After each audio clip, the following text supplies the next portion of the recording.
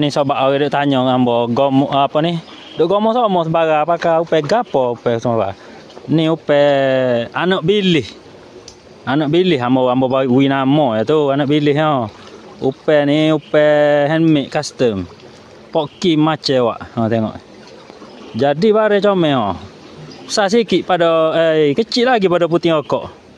Duk berenang golek-golek lai supaya anak seluar lah. Tengok banyak ekor dah ni bunuh ni. Tapi kok mata dia halus lajak, mudah lokoh kalau ikan kasar sikit. Masuk lekat sisik je mari tu. Mojo cekdek ikan awak naik. Upaya cabut dah. Tengok ni. Ni jadi kita nak tukar mata besar sikit tengok lagu mana kejadian.